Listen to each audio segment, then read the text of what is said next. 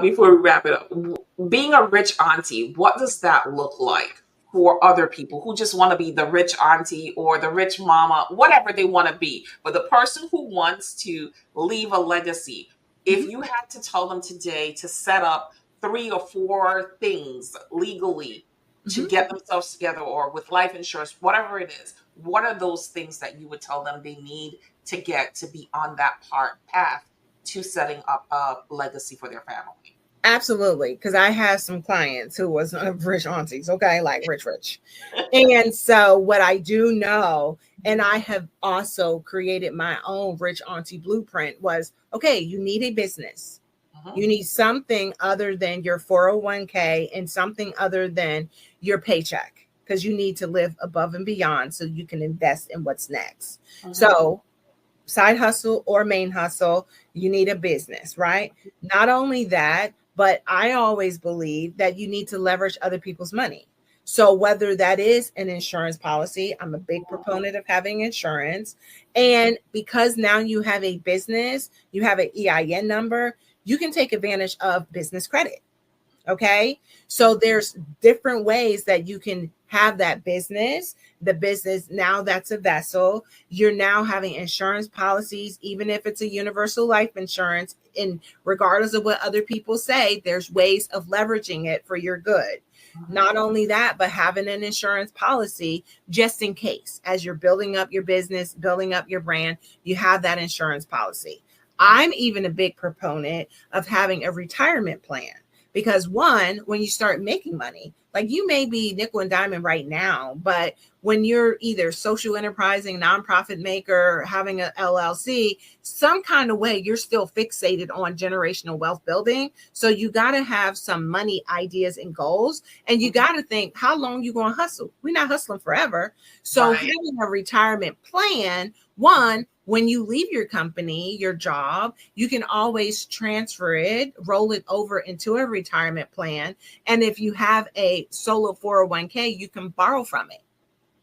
See, a lot of us take the money out and we get hit with interest and penalties. Yes. But when you understand and appreciate, oh, wait a minute, I already have my solo 401k. And now I'm the business owner that's sponsoring my own 401k. Not only that, but I really, really tell people to, I always say trademark it first, but it's really setting the foundations in place as to what is your bankable assets. When you appreciate that your intellectual property, that is IP. It's inherent way of making profiting from your knowledge, your skills, your abilities, right? So when you appreciate, oh, wait, my brand can be leveraged. I have clients, they have a for-profit and a nonprofit. They have leveraged their brand and they get sponsorship. Okay. Not only that, but their name is protected with the sponsorship so that nobody else can duplicate or rob. But I have very smart people who create courses, right? And I was telling a friend of mine, because she has an opportunity to build out a course for a university and she is an employee. I'm like, girl, don't do that.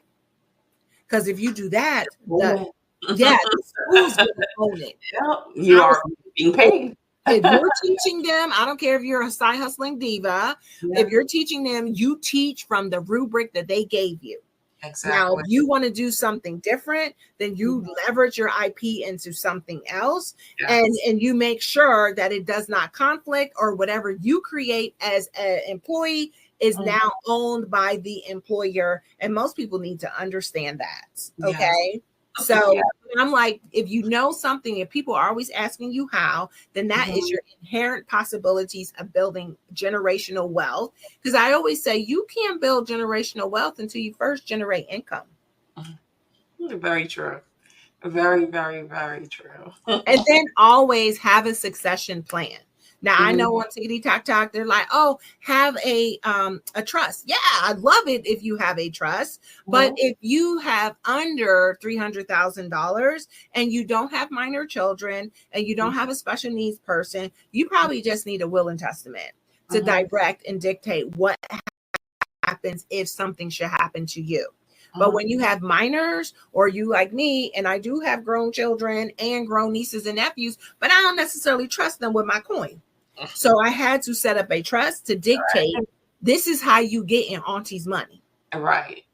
So having those in place, having a business, having insurance policies, using other people's, profits, be down with OPP, with business credit, you know what I mean? But more importantly, appreciating that your knowledge is a bankable asset. Okay. One of my clients couldn't stand this one guy. I'm not going to say his name, but he's in the music industry. And he ended up partnering with Hypnosis Records. Hypnosis Records, they actually pretty much started buying out all of the number one songs, and they turned those into something that they can invest in. They built an investment company off of number one hits. And when they did that, it shifted how I think of intellectual property. The guy even said, is Miles Rogers, he even said, every song is a business.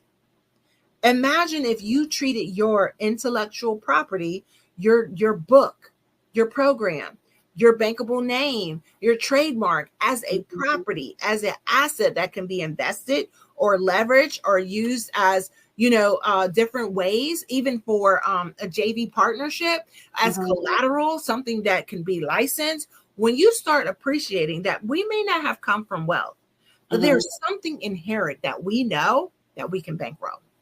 Okay, awesome.